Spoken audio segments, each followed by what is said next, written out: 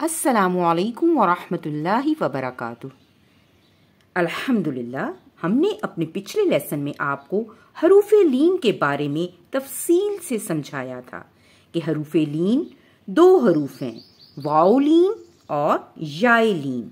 इनकी पहचान ये है कि जब ये दोनों हरूफ यानी वाओ और या पर जज़म हो और इनसे पहले हरफ पर ज़बर आ जाए तो उनको हरूफे लीन कहते हैं।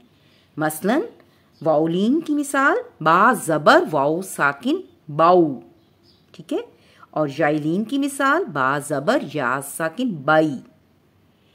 इन लीन हरूफ को हमने नरमी से अदा करना है, झटका नहीं देना बल्कि आराम से पढ़ना है।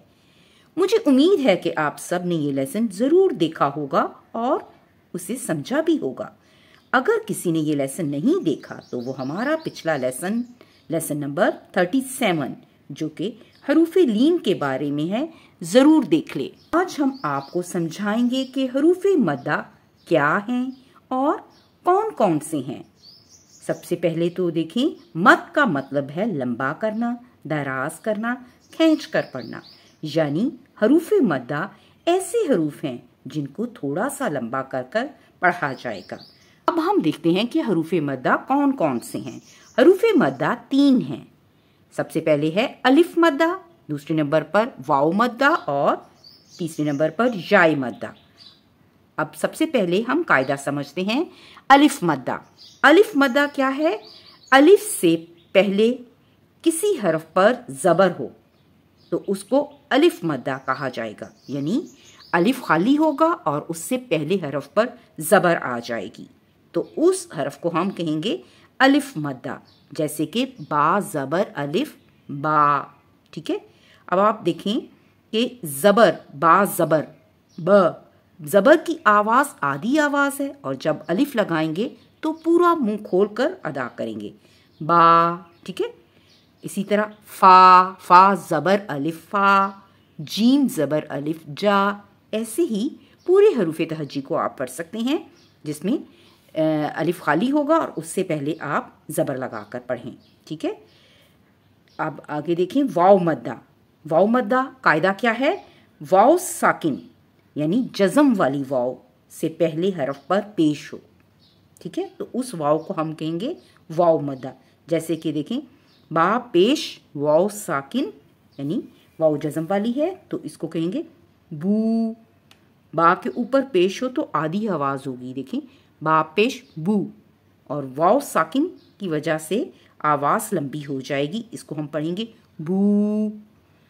और इसी तरह फ़ा पेश वाओ साकिन फू, जीम पेश वाओ साकिन जू। ऐसे ही पूरी हरूफ तहज्जी को आप अदा करें, ठीक है। अब देखते हैं कि याए मद्दा क्या है। इसका कायदा ये है, या साकिन से पहले किसी हरफ के नीचे ज़ेर हो, यानी जज़म वाली या से पहले ज़ेर आ जाए तो उस या को हम याए मद्दा कहेंगे, ठीक है। इसे भी देखें, जैसे कि ज़ेर की आवाज़ आधी आवाज़ है बाज़ेर बी, और जब या साकिन आ जाए इसके बाद बी पूरी आवाज़ बन जाएगी, पूरा मुंह खोलकर अदा करेंगे बी, ठीक है। अब हमें क्या पता चला? हरूफे मद्दा 3 हैं जिनको थोड़ा सा दराज यानी लंबा कर पढ़ेंगे।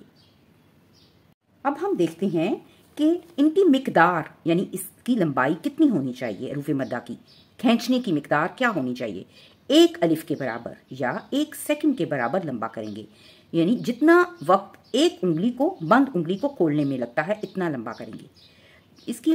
इसको समझने के लिए देखें, जैसे अमूमन हम उर्दू ज़बान में इन हरूफ को पढ़ते हैं, जैसे कि पानी।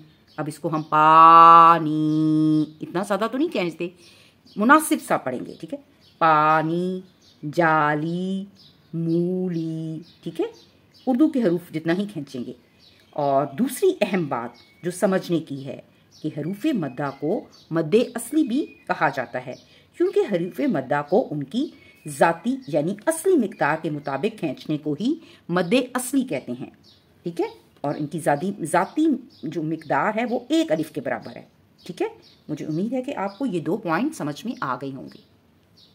तीसरी अहम बात जो हरूफ मद्दा के बारे में है कि खड़ा ज़बर खड़ी जेर और उल्टा पेश, ये तीनों हरकत जो हैं ये भी हरूफ मद्दा के कायम मकाम हैं। इसको समझने के लिए देखें कि खड़ा ज़बर जो है, जैसे बा खड़ा ज़बर बा, ठीक है, और बा ज़बर अलिफ बा, ठीक है, ये अलिफ मद्दा है और खड़ा ज़बर भी अलिफ मद्दा की तरह सेम साउंड है। इन दोनों हरकत की आवाज़ की मिकदार भी एक ही जैसी है, इसलिए इन दोनों को मद्दे असली कहते हैं। और जो कवायद हरूफ मद्दा पर लागू होते हैं वही खड़ा ज़बर, खड़ी ज़ेर और उल्टा पेश पर लागू होंगे।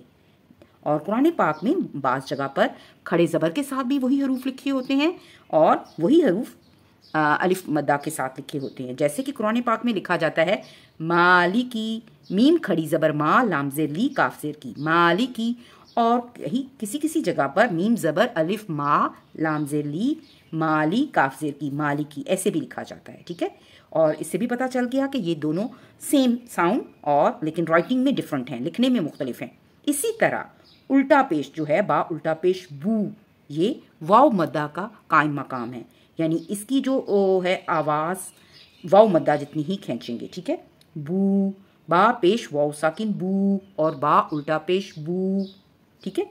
इसी तरह खड़ा ज़ेर जो है वो याई मद्दा का कायम मकाम है, ठीक है। जैसे कि बा खड़ी ज़ेर बी और बा ज़ेर या साकिन बी, सेम साउंड है, ठीक है, लेकिन लिखने का तरीका डिफरेंट है।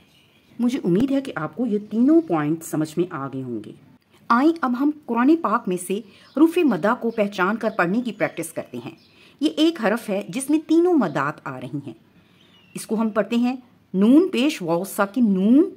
देखिए नून साकिन है, उससे पहले हरफ पर पेश है, तो ये क्या बन गया, वाव मद्दा। नू, हा ज़ेर या साकिन ही, नू ही, हा ही क्या बन गया, याई मद्दा। और हा ज़बर अलिफ हा, नू ही हा, ठीक है। नू वाव मद्दा, ही याई मद्दा और हा अलिफ मद्दा है, ठीक है। ऐसे ही एक और हरफ को देखें, ऊ वी ना, ऊ देखें वाव साकिन से पहले हरफ पर पेश है, तो ये बन गया वाव मद्दा। और वी या साकिन से पहले हरफ पर ज़ेर है, ये याई मद्दा बन गया।